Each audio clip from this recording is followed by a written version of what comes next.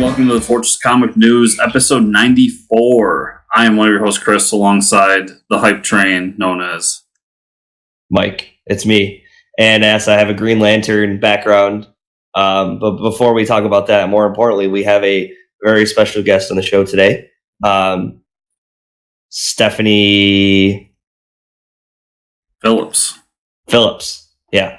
Chris has got to remind me about the last name for once, which is, I usually don't mess up the name. Stephanie Phillips on the show today. We have a great couple books to talk about with her. Kicking Ice is about a women's ice hockey league. And then we have her other book, more of like a horror comic, but it also revolves like around a couple that the relationship isn't going so great, but it's called Devil Within.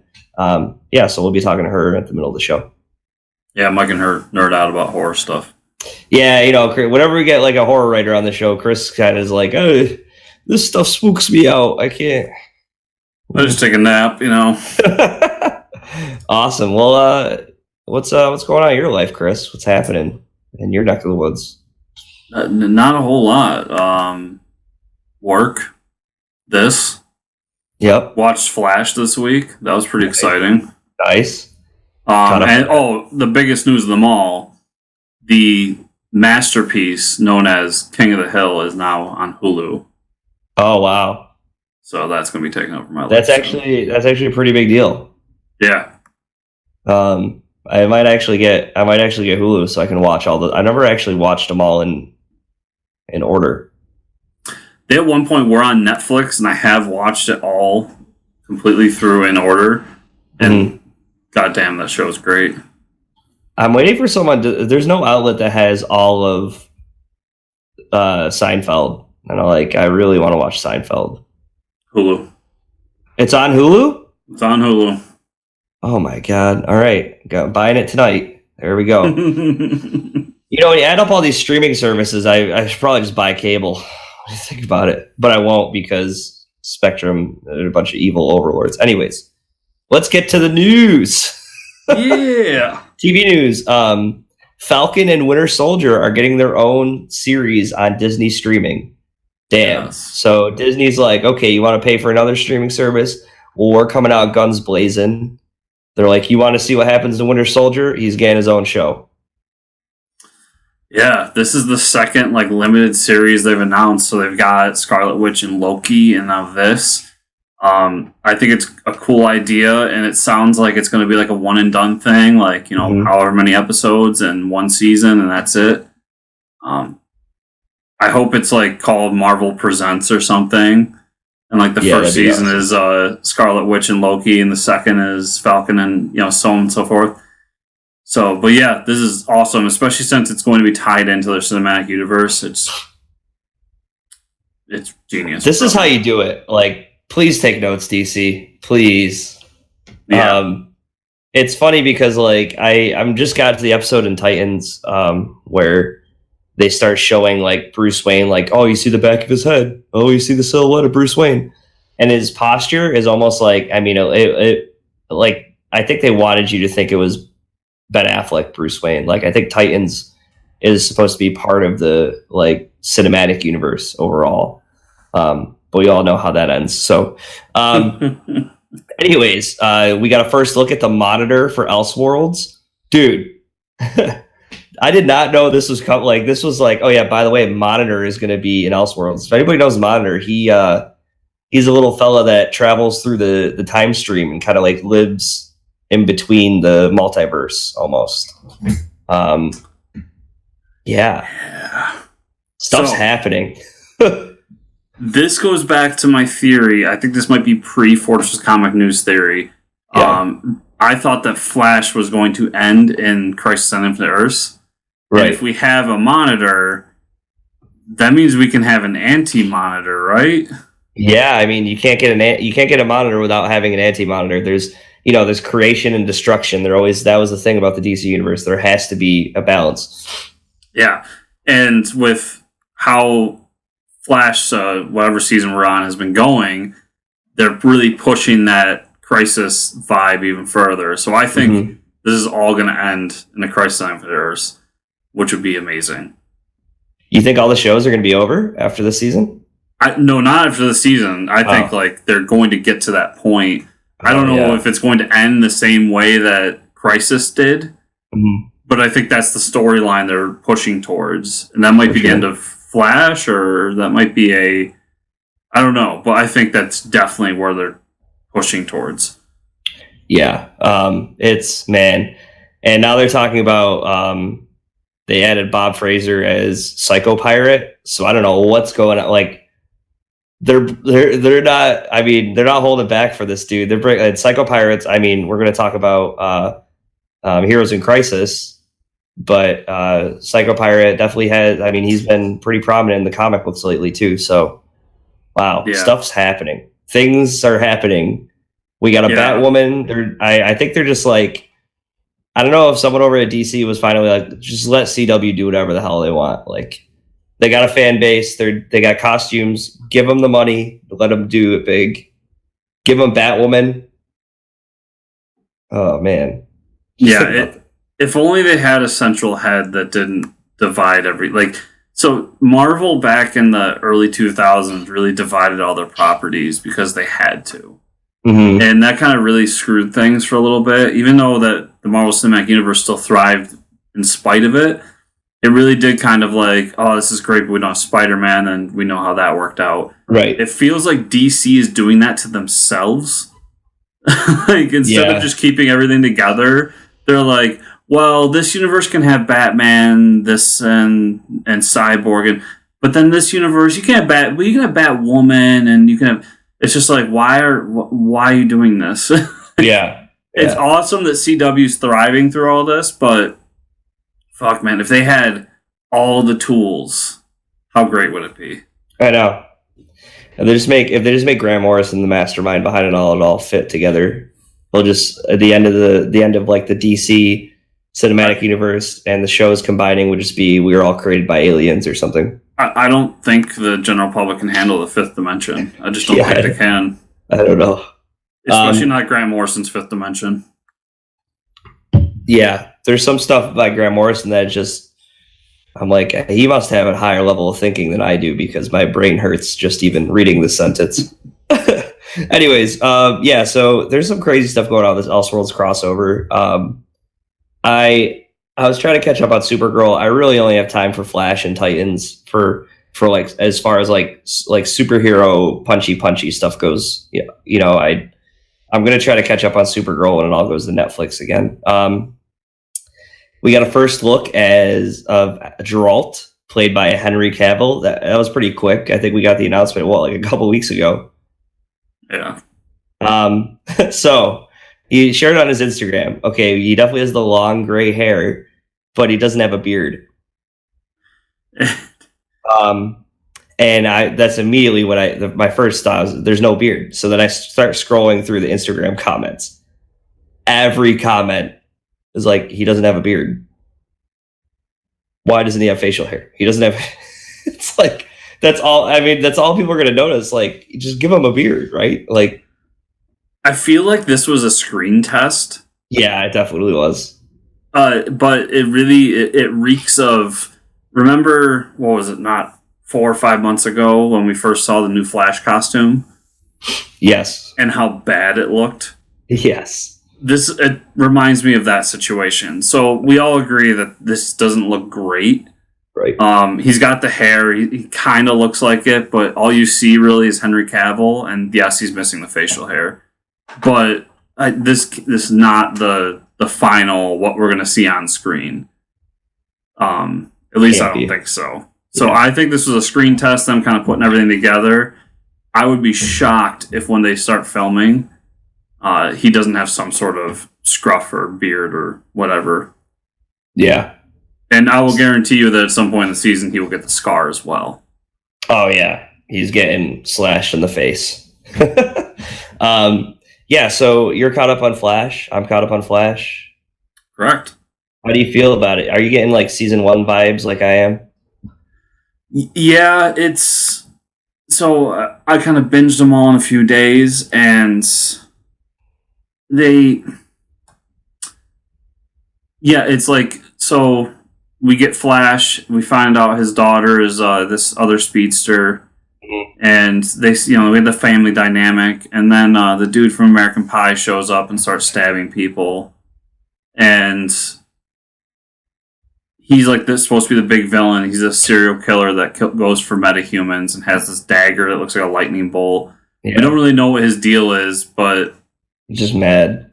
The most interesting part of the whole season for me right now is the back and forth between Elongated Man and Sherlock. Sherlock. Sherlock. I don't even. Yeah. Their back and forth is really cool, especially in the most recent episode where they're kind of trying to outdo each other as detectives. Mm-hmm. But yeah, I'm getting a lot of that. It's a lot of like the family, Flash and Iris, and then the daughter, and then a lot of like how depressed is Cisco because he got dumped. Yeah. It's been fairly weak as far as Flash goes, in my opinion, so far, but it's one of those shows just like Walking Dead. It's gained my trust. I know at some point it's going to pick up, and I'm willing to sit through it, but I do wish they would. I do wish kind of that these seasons weren't like 24 episodes or whatever, because there's a lot of fluff we could get rid of. 13 episodes like Daredevil is like the perfect amount, I think. Yeah, and I think you could do like 13 to 15, and then call like 12 to whatever of them main episodes, and the rest could be a part of this like giant crossover. Yeah. Because usually the most interesting part of the season is the crossover, and they don't really jump too much into it. It's like 4 episodes and we're done. Mm-hmm. Yeah, I agree. Yeah, I've been liking it a lot. I'm starting to think that like maybe XS isn't like. Have we thought about like if she's not Flash's daughter? There's something up with her because there's a moment between her and Sherlock. Yeah. that hints towards that she's either not their daughter, or just not what we think she is. Mm-hmm. So yeah, I'm interested to see what that comes of that, because there's definitely something there, but that's something that we'll find out in the last 2 episodes or so. yeah, it'll be revealed. Yeah, last 2 episodes. Yeah, awesome. And there's a new Titans episode on Friday. I didn't watch it, but I watched episode up to episode 3. Episode 3 was really good. We finally get all the characters meeting up. Episode 2 is awesome. Hawk and Dove are completely like copy pasted from the comic books. Their costumes are amazing. And like the opening scene where you find Hawk like being tortured by he's like chained up and being tortured in like this warehouse. It's almost like Watchmen style, like Watchmen tone is what I got from when we first meet Hawk and Dove, and it's awesome. Like the fight scene's really cool. It's way more serious, and it's Hawk and Dove are just people that are dressing up like fighting people. I mean, they don't have like any special abilities. But like Grayson, Robin, and them have a past. The 3rd episode dives into more of like how Raven and Dick Grayson are kind of the same because they were both like abandoned at a young age, blah, blah, blah. We find out that they keep referencing Raven's dad. It's focusing on, that's what the season's about, is like there's people coming after her, and basically they're like these crazy people that worship her father, who, I mean, it's like, demonic or satanic or whatever iteration they're doing here. But it's really cool. Like they have this creepy family like chasing after them. They're like a assassin family, and they're all sitting there like having their cereal in the morning, and the dad's reading the paper, and they get a phone call like, you guys have been activated, and they like all inject themselves, and they're like this weird like blue collar family that just turns into like psycho killers. It's really like creepy. And there's some like really good parts too. I've been enjoying it a lot, and I think the episode Friday was the Doom Patrol shows up. So yeah, I need to sign up and figure out how I'm going to watch this. I gotta great. say, the DC universe, like, come up with. Can you give us an app on like something? Like, nobody owns an Apple TV. A lot of people own a Roku, so I get it. But I can't even get it on my smart TV. I can't get it on my Xbox, my place, nothing. Nothing in this house works, and I have so many different devices. Oh man, it's rough. It's tough when people just watch it on their computer. So how's Walking Dead been? So the last episode was okay. It was a lot of... So basically everybody disagrees with Rick. Everybody wants Negan dead, and Rick is really pushing this idea that we need to, rebuild civilization. The big problem here is that as we're learning, a lot of the characters have forgotten what it's like to be quote unquote civilized. And we talked last week about two of the characters, Maggie and Daryl, who are having a tough time with it. And this week it's Michonne. We find out that Michonne's not really sleeping at night, and she's going out and just hunting zombies. She just needs that rush in her life.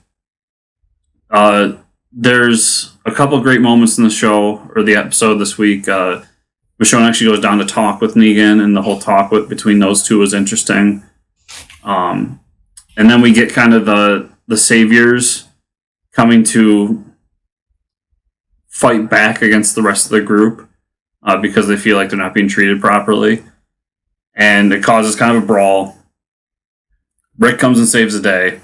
And Rick ends up finding out that at the end of all this, that Maggie's going to kill Negan. She's on her way. So we get a few things that happen. Him and Daryl start to go at it. They fall in the pit. And that's like the big moment. Him and Daryl in the pit and trying to figure out what's going on. And even after this whole fight, they kind of go into this whole thing where everybody's still family. Like, Daryl and Rick are brothers. And you know that because even after they're done fighting and arguing, as soon as danger comes and they have to help people, they come together to help them. But the big moment is there's some sort of, horde coming towards everybody. So they have to work together to get rid of it. And this ends in Rick telling everybody to leave, that he's going to move the horde away, and he'll come back and find them. Well, in this happening, he runs into a second horde. And we end the episode in kind of the weakest way it possibly could have, which is Rick falling off his horse into a rebar.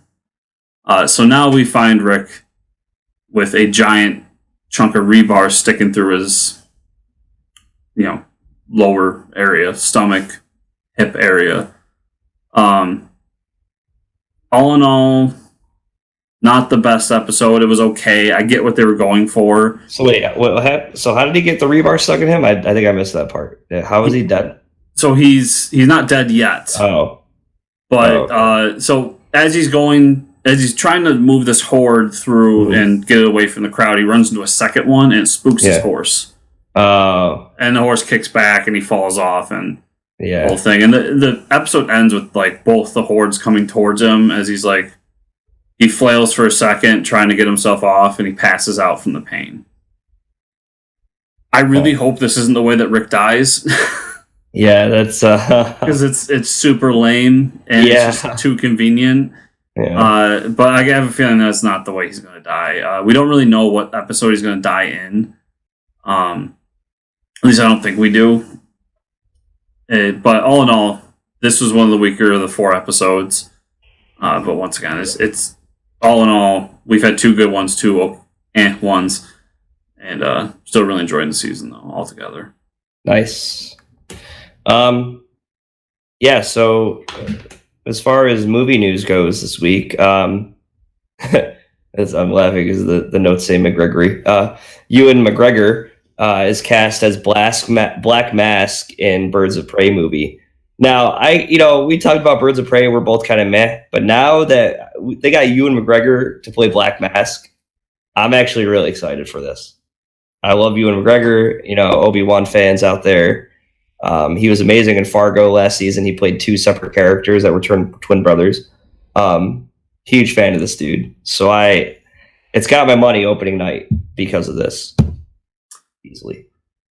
Yeah, my only worry here is I hope he's not wasted on just the Birds of Prey and he's in something else as well, because I would like to see Black Mask versus Batman, or just see him pop up somewhere else, because it would be a waste of a great actor in a pretty awesome role that's underrated. Yeah, to have like a one-off for one movie. Yeah. I'm sure if, Disney ever picks him up for Star Wars, you only have every fan screaming at you. Anyways, but let's hop over to this awesome interview, and we'll see you all on the other side. Hey guys, Chris here, interrupting the show real quick. Remember, if you want to show your support for Force Comic News, head on down to patreon.com/Force Comic News, where just $1 a month gets you access to our Slack channel, where we can talk comics all day and all night, and exclusive Patreon podcast that we're uploading very soon. A series of games that we play with all the great guests we have here on Force Comic News. You're going to get one of those every month, and just $1 a month gets it for you. So remember, that's the best way to show your support there and to help a growing community and to be a part of it with us. So everybody, thanks for your support. And welcome back, everybody. Today we have a special guest with us, writer for The Devil Within and Kicking Ice, Stephanie Phillips. Welcome to the show. Hey, welcome. Hey, thank you guys so much for having me. Stephanie Phillips, awesome. I actually just read The Devil Within this morning, and I really liked it. That first issue hooked me. But before we get to talk about that, and I'm really excited to talk about it because I love horror. So, what got you into comics? Why did you want to start writing comics? Have you always liked comics? I have always liked comics. I was definitely drawn to anything that looked like Batman or sounded like Batman or anything like that. So, I mean, Green Arrow, which is like Green Batman, I guess, with a exactly. Regular Batman, Batman Beyond, like anything like that. I loved Batgirl, Batwoman. I really loved that growing up, and I didn't really consider writing comics until I was in graduate school, and being an academic and doing academic publishing sometimes just weighs on you, and I wanted a creative outlet. And for me, comics have always been like, you're in grad school, you have to read, let's say, like, 4 something novels a week, and it became like, I don't want reading to seem boring or not fun, but I can read an issue in, however long it takes to read one issue of a comic, and you kind of feel fulfilled and like a little bit creative and excited about something, and then I can go back to work. So it was kind of a perfect outlet for me. Awesome. Cool. So you started writing, and like, when did it become something like bigger for you? Like, okay, I'm going to get something published. Right. I mean, the goal was always to push towards that. I took some time away from graduate school to kind of spend networking, traveling, and just trying to make that work. And I mean, I think towards the end of this year is when I think it just really started to click. I've signed 3 contracts for 2019, and oh wow, and they're awesome. Really big, well-established companies. So to kind of know what my 2019 looks like for anything, because I'm going to keep working and pushing to get more work out there. But it's definitely a really good feeling knowing, like, okay, somebody wants me to just keep putting words on a page, and I can do that. So cool. Congrats, awesome. By the way. That is so awesome. All right, so let's talk about Devil Within. There's only one issue out right now, correct? Or okay. Yeah, so you want to just give us a quick plot synopsis of what it's about? Yeah, so it's actually based on a true story of possession that happened to a friend of mine who's from the Philippines. So we're kind of watching this possession unfold through the eyes of a very skeptical main character. While the possession is happening to her fiance. So it's definitely about a relationship at the heart of it, but there's some haunted house elements, ghosts, possessions, like a lot of typical horror tropes, but I really wanted those horror tropes to be surrounding a dysfunctional relationship. So let's make let's make this relationship as bad as possible, as complicated as possible. Yeah, awesome. I think it's like every horror movie or book out there, it's always like the couple is always perfect, and then something goes wrong, right? So that's cool that you played on that, and it was a great first issue to really kind of to pull you in there. So who does the art for that book? That's Man House. He's a friend of mine from Uruguay. He's done some stuff through Witchblade, so through some of the work that I've done with Top Cow, we kind of got connected, and his style is so perfect for horror, and I was like, hey, this idea, see what you think, and he was already, I think within like a day, he was already sending me some like ideas back, and he was like, what do you think of this style? And I was like, perfect. So. Awesome. Yeah, when I was reading, I noticed like the backgrounds, even though like, you know, it's focusing on people, some of the backgrounds are really chaotic, and that's can be kind of unnerving when you're reading through it.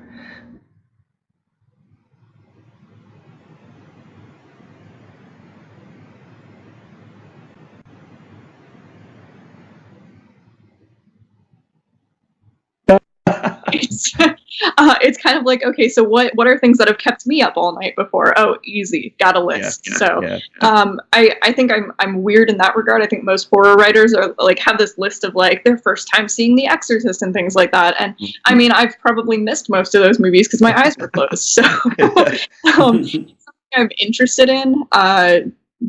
But I'm kind of also interested in the art of horror, and I think as I've gotten older, what I like is a horror movie that is just artistically done. I like a good slasher, don't get me wrong, but horror films can also just be really artful. Del Toro's work and things like that, you look at it's also something that's just, it creeps you out, but you can't look away, and I love that. Yeah, Pan's Labyrinth's one of my favorites. Chris doesn't watch too many horror movies. I think he feels the same way about being scared about stuff. It's too spooky for me. Yeah. So when you're writing that, is it different than like, I don't know, like just an everyday story, because you almost have to write a scene and be like, oh, will this come off as like cheesy, or like will it come off as like spooky to someone? Is that tough to do? I mean, I think I actually think a little less about the audience when I'm writing it, and I write and I guess I'm a little weird too. I stay away from reviews. I stay away from like I'm always happy. I've got people sending me pictures and I'm reading it, and that's really great, and I appreciate everybody who reads it and supports, whether they're reviewing or anything. It's just I am easily influenced and swayed, so I try to just, especially when writing it, like when I'm done, I can step away and then maybe look through some stuff, but in the mid to, this is my plan for the story, this is kind of what I thought, and I hope it works. Awesome. Okay, let's move over to Kicking Ice. What's Kicking Ice about? Yeah, Kicking Ice is like the complete reverse. So it's an all-ages graphic novel about girls playing ice hockey inspired by the National Women's Hockey League. So it's kind of my love letter to the sport that I grew up playing, and even when I was on rollerblades, because I'm from Tampa, there's not a lot of ice there. So it's definitely my love letter to the sport, to anybody that plays it. It's a very male-dominated sport, so it's a girl power. Kind of watching the next generation of girls that get to play hockey, knowing that there's a professional arena for it, which didn't exist when I was a kid. So I think that's pretty cool. That's so cool. It's got to be awesome to write something that's going to be inspiring to others as well, too, eventually. Yeah, I hope so. I mean, I did get it was really awesome. I got a picture Dad sent me of his little girl. She's in her crib wearing a hockey helmet, reading Kicking Ice, and he's like this for hours. It's like, oh wow, that is so cool. It's amazing. That really made my day. So that was pretty cool. Very cool. So yeah, Kicking Ice was a graphic novel that you did, but how many issues do you have planned for Devil Within? Is that like a mini series or? Issues, yeah. Okay. Cool. The next one comes out in a couple weeks, along with the second printing of it with the Tulalote variant cover. Those will be out, I think, November 21st. Sorry. Oh, awesome. All right, cool. Do you have anything coming up in the future you want to talk about? Any other future projects? I definitely have future projects. I'm just not at liberty to talk about them right now. We hear that a lot. Don't worry about it. It's the worst part, and I'm so bad at secrets. Like I am the worst. I'm like leave hints about your birthday gift. Like, well, really bad. So this is the worst part about the job, especially since I know I get to work with such cool people, and I just want to talk about it. Definitely more in the horror kind of creepy vein. I really like. I like the horror genre, but I'm also trying to bring in a little bit of history into the mix in the next couple. So Yeah, that's exciting for me. I was a history major, so I get to kind of play with something that I always wish that I kept with. So that's a lot of fun for me. Now your worlds are starting to merge together. Yes, and I love that. I love when that happens. Got my attention at history. What kind of history stuff do you read, Chris? A lot of American history, mostly early 20th century stuff. But I like anything within the American history realm. I like the whole concept of the building of the nation and where we went in those first 150 years. Plus, 50 plus I've lived through part of, and I don't really need to replay that. Yeah.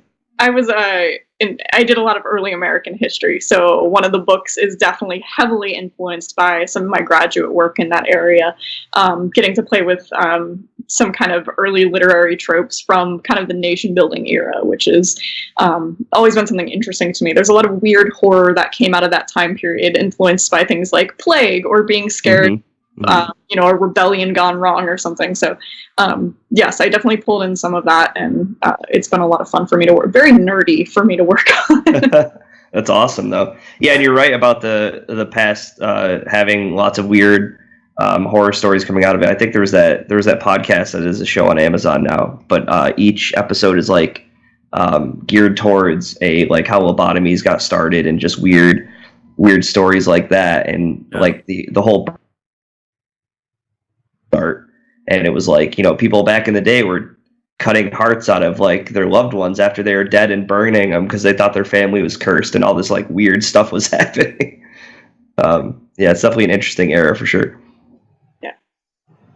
Awesome. So if anybody wants to find you or your projects, where can they go? So I have a website, stephaniecomics.com, or Twitter, which is Steph_Smash. And I update those pretty regularly. I could do better, but I'll work on it. It sounds like you're going to be a little busy in the next year or so. Yes. And that's good. That's definitely good. Awesome. Well, Stephanie, when all that stuff is announced and we can actually talk about it, we'll have to have you back on. I'd love to. That would be great. Yeah. There will definitely be some stuff before spring announced and then spring releases. So really excited for that. Awesome. Great. Well, thanks for being on the show, Stephanie. Thank you guys so much for having me. Everybody go out and check her out. Support New York comics. Because New York, we're a state. A cold state. It's not just the city, too. There's the rest of the state, too. There's a city, and there's like a whole state up here. Yeah. And we're all freezing cold, so please support us. Cool. I'm from Florida. I can't handle this. Awesome. Thanks for being on. Yeah, thanks again. All right. Bye, guys. All right, cool. And we're back. Yeah. Awesome. So please go check out all the awesome things that she's doing. And I think it's time for us to talk about comics. Yes. So reminder everybody that we're going to talk about Heroes in Crisis at the end of the episode. So we're going to go into huge spoilers on that. Mm-hmm. So we didn't forget it. Just stay past all the whatnot if you want to listen to that. Spoilers this week, anyways. Oh no, is that a spoiler? Did I just spoil it? Oh crap! You spoiled it, saying there weren't any spoilers. It's like, oh god. Anyways, Drowned Earth. You want to talk about that? I know you love the Aquaman, but that was a pretty awesome issue, huh? I do enjoy the Aquaman. So yeah, Drowned Earth was a lot of exposition. It was, yeah. Every page. Yeah, it was really so from the so and so's. Then we are mad because this happened to us, and it's like, there's like 8 of you guys. Oh my god. Yeah, there's a lot of setting up where everybody is for the crossover. Yeah. I think the biggest thing that happened here is that we find out that the Legion of Doom has their part of it, and Black Manta especially is part of it, and that he takes Aquaman's powers for himself. Yeah, that's interesting. Has there ever been an incident where he's had Aquaman's powers? Not that I'm aware of, but I am as much of an Aquaman fan I will not call myself an Aquaman historian. Yeah, so I thought it was my favorite part of the issue though is seeing all the different like gods. Yeah. I thought some of them were really like, so, yeah, like the guy who's fighting Superman. That's like he's just like commanding the fleet or whatever. I think that dude is really cool. He reminds me of like one of the Four Horsemen or something. Yeah, it's really funny because I was in a situation earlier this week where somebody was kind of making fun of Aquaman and talking about they should do Aquaman in space. And I was just sitting there kind of like, I didn't say a word because I don't like getting in those conversations sometimes. But in my head, I'm just like, you should read Drowned Earth because it's basically Aquaman in space. Yeah, because all these people come from, they have these spaceships. I don't know. I thought it was a cool issue. But the art is really good. I like meeting all those new characters. And I think one of the biggest things is we see Ocean Master. Where the hell's that dude been? He's been in the Mara single series. Okay. But anyways, they release him just for him to be turned into a fish person. We see some important people turn into fish people, like Commissioner Gordon's a merman. Yeah. Yeah, which is like, I thought like Commissioner Gordon was going to be safe from all this, but he like falls in the water and he's like, I was like, I think the funny part was the merman still has glasses on. Do you need glasses to see through the water too? Like, how does that work? Apparently. I guess fish do wear glasses. So for the Drowned Earth, what's happening is this like evil water is rising, and if any human touches the water, you become an evil fish person. It sounds really cheesy, but it's cool. I've liked it so far. I think it's a lot of fun, and I can tell that there's two big things happening here. So soon after this event, Kelly Sue DeConnick is taking over Aquaman, and it's pretty obvious to me that this is a setup for her Aquaman, and they really want to push Mara as the savior here. So I think Mara's going to have a big role in the future of DC somewhere because she seems to have just the right power for this kind of event. Yeah, you're right. Very convenient. So did you read the Witching Hour crossover with Justice League Dark? Did not. Yeah. Talk about exposition. There's a lot of stuff going on. There's so many issues out of DC right now that there's so much happening, and it's like it's all new stuff. That's like this whole thing going on between the magical worlds and why Wonder Woman is like a god of all gods, and it's just a lot happening. I was exhausted after reading it, basically. Yeah, correct me if I'm wrong. James Tynion IV is writing that? Yeah. So there's a key factor between both of these books, and that is that James Tynion IV is the writer of both of them. Yeah. And I've always kind of not liked his work. Ever since Batman Eternal. Yeah, he impressed me with what he's done in Justice League so far, but when you get into these big and stretched out stories, and Batman Eternal really was the start of it for, I think, both of us. Yeah. He does get into exposition mode, and he just wants to try to get every sentence in. And it's one of my things with him. I wish that just Scott Snyder was doing Justice League, and this was just Scott Snyder, because the kind of the prequel issue of Drowned Earth was awesome, and then this one was good, but it didn't live up to what I was hoping going in. So yeah, it sounds to me like it's a James Tynion thing, and he's trying to do too much with these big events. Yeah, I get lost. It's like, oh my god, I can't even remember what I read through this whole page. Sometimes I just need like Batman saying I'm Batman. Like that's all the dialogue. Well, he was the whole reason I didn't get into Justice League Dark. Like Justice League Dark was a book that looked like it was for me, and it just I couldn't do it all. I hate to say it. I might be dropping it soon, just because like you can't. I've never had a book that has Detective Chimp in it that I didn't have fun reading. I never thought like you have Swamp Thing and Detective Chimp, like, and rather than have conversations between those two guys, you kind of you created a new version of the Green that's detached Swamp Thing from his version of the Green, and now this green is all flowers. It's really like he just completely like changes Swamp Thing too, and I'm like, this is Swamp Thing was so simple, man.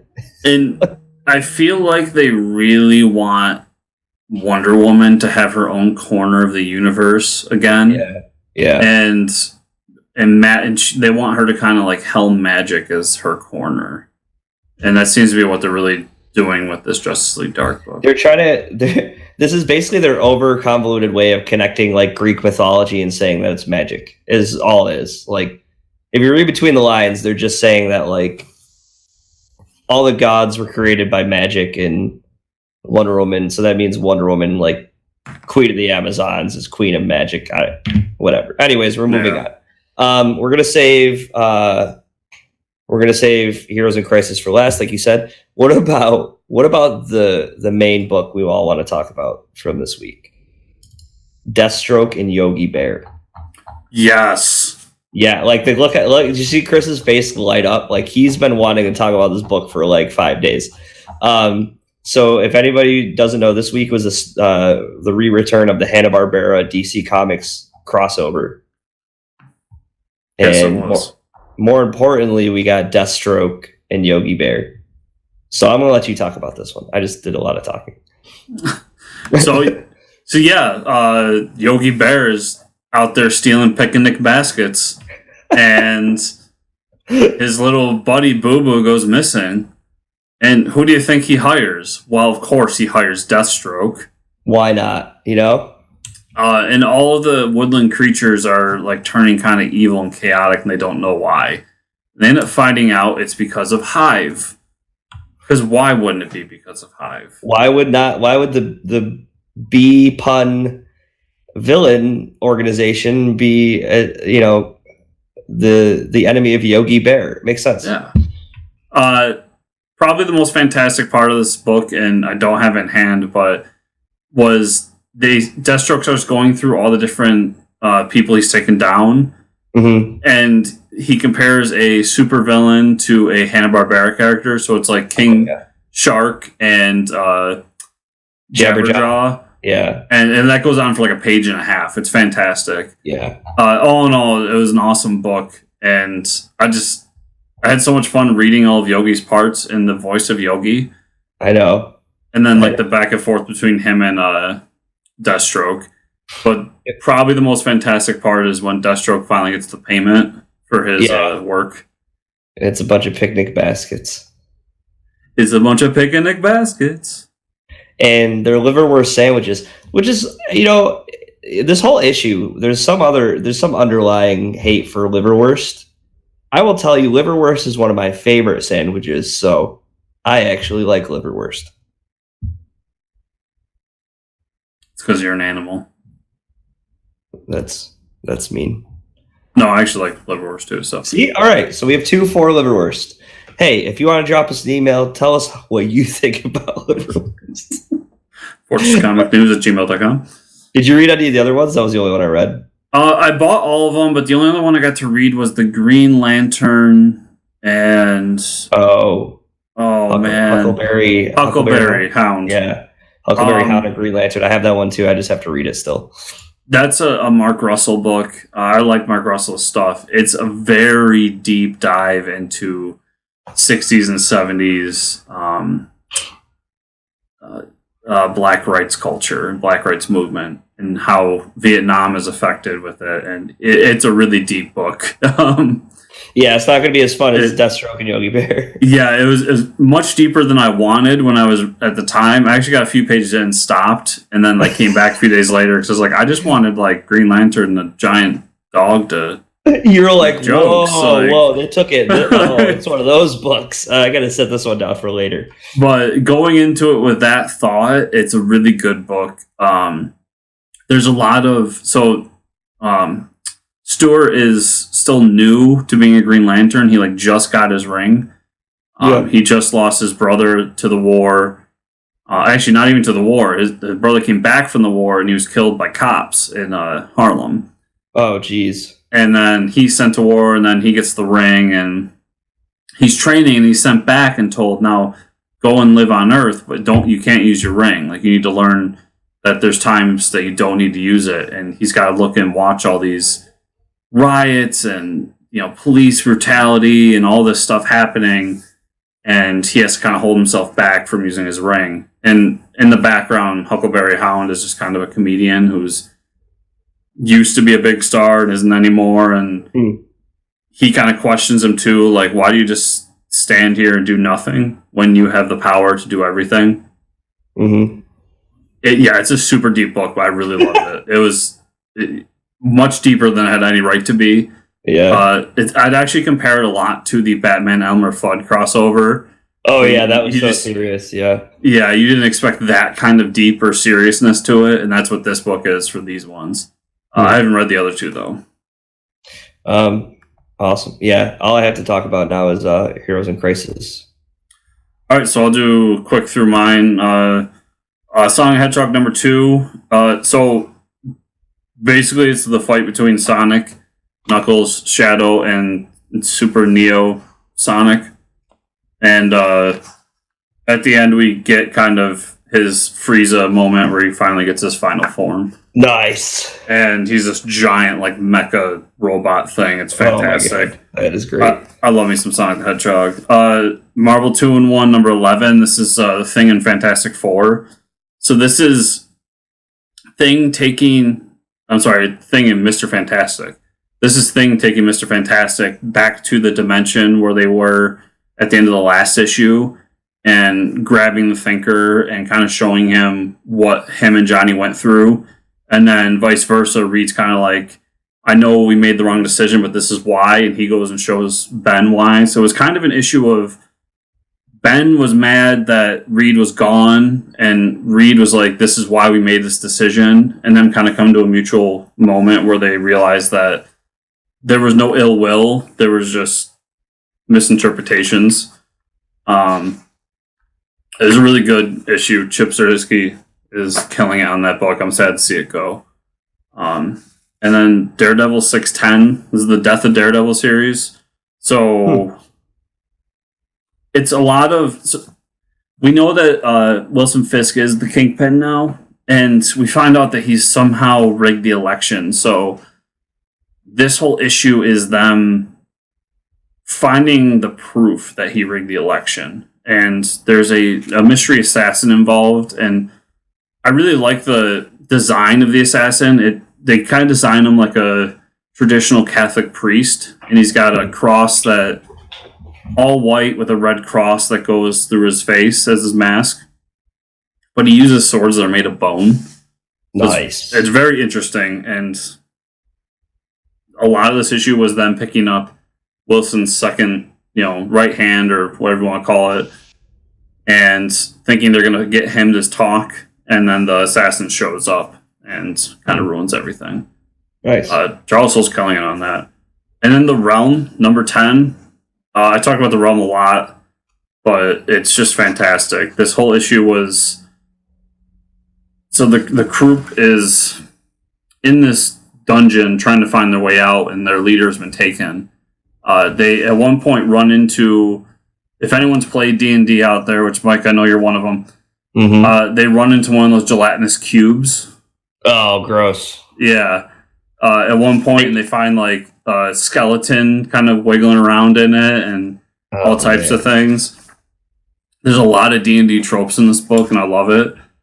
And then there's some secret about the leader of the group. He has some sort of demonic presence in him they're trying to figure out.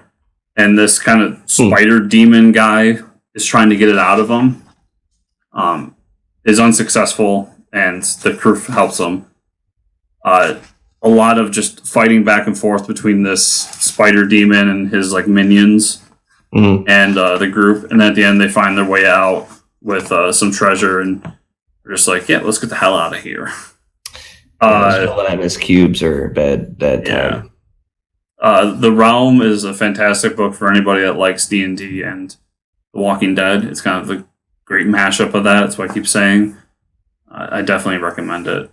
So, Mike, before we jump into Heroes in Crisis, where can all the people that aren't going to listen to our Heroes in Crisis talk find you on the internet? You can find me as a Fortress of Ricker. That's where you can find me. Where could they find you, Christopher? They can find me at Fortress Chris, or you can find the show at FCN_official. And remember to give us thumbs up down below if you're watching this, and comment down below. And if you are listening to this, to give us a 5-star review. 5-star review helps us a lot, helps us get to more ears, and we're getting to more every day, so we really appreciate it. And to everybody that is not going to continue on with our Heroes in Crisis talk, we bid you adieu. Have a great week, and we'll see y'all next time.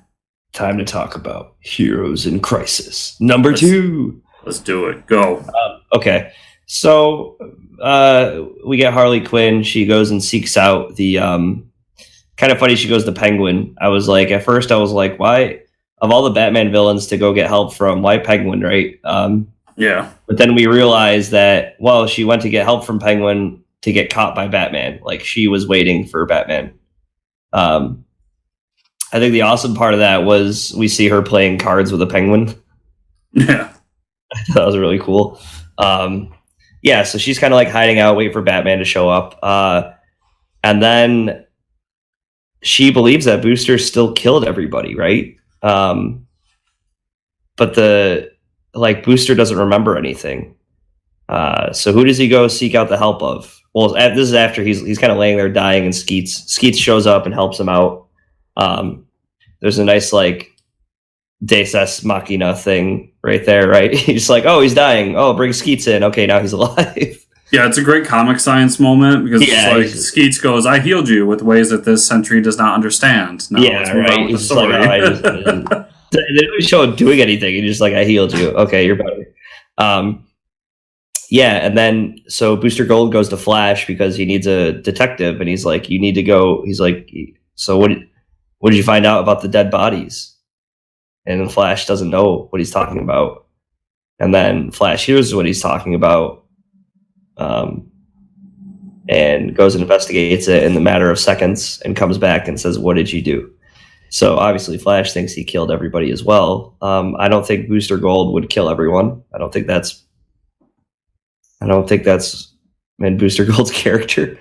But we get something interesting happening in between the issue with the interviews, like the Office style interviews, right?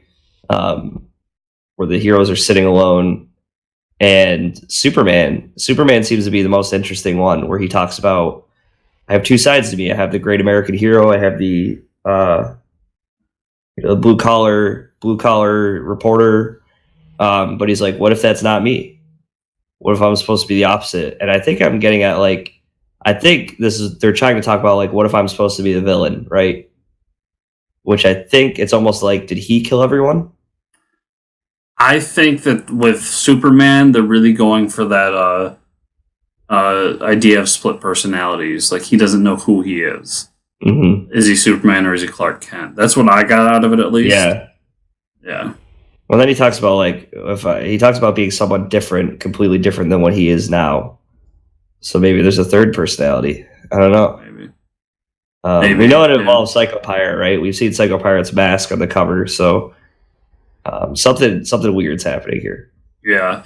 So Batman's was fairly interesting to me because it revolves around the Robins, and him kind of showing his regret for what he's done with them and how so many of them have passed away. And I don't remember Wonder Woman's at all. Was she even in here? Yes, she talks about. Doesn't she talk about how she had a nightmare and she was crying, and she went to go run to her mother's room, and her mother was actually dealing with being shot with an arrow, so she figured that was the time she determined having remorse or sadness or being scared of anything is a waste of time. She was basically the strongest of the three, which was awesome. That's right? Yeah, that's correct. That was kind of I don't know if ironic's the right word, but it's where I'm going with. Ironic that it was kind of the more masculine trait, because that seems to be something that's placed more on men, where you can't show your emotions. You have to put it, push it deep down. Right. So yeah, I do remember that now. So that was interesting too. I think the biggest reveal here of the whole issue is that Poison Ivy is dead. Yeah. I never would have seen that coming, but it makes sense now as to why DC wanted to kind of rush Harley and Poison Ivy into a relationship. which I thought was weird when it came out. But there's too many. I can't put my finger on it because that could have easily. That's kind of they want you really to think that Booster Gold did it. Yeah. I really feel like that's what they're pushing towards. Because why would Harley kill Ivy? And everybody else seems to think he did it. So Harley wasn't supposed to be there according to the story. She just happens to find out where the house is and everything. Yeah, Harley just kind of shows up. So I'm really intrigued by this. I have no clue who's done it so far. All I know is that the book wants you to think that it's Booster Gold, which makes me think it's not Booster Gold. Yeah, someone's controlling him or something weird is happening to the timeline right now. Yeah, and we still haven't seen Psycho Pirate's mask. We know it's involved somehow. I'll be interested to see more. But I think the strong point of this issue was getting the Trinity and getting kind of their darkest fear or regret out of them, kind of humanizing them a little bit more. For sure. This crossover 2 issues in, and it's been amazing. It's been really good. I can't wait for the rest of the issues. It's awesome. Personally, I think it's been way better than Doomsday Clock. Yeah. Doomsday Clock, we're 8 issues in, and I couldn't even tell you the turning point of the book. I don't know. Yeah. But yeah, I think that's what we have for the week. So everyone, enjoy your week. Yeah, thank you, everybody. And to all you who stuck around, we'll see you all next week. See ya.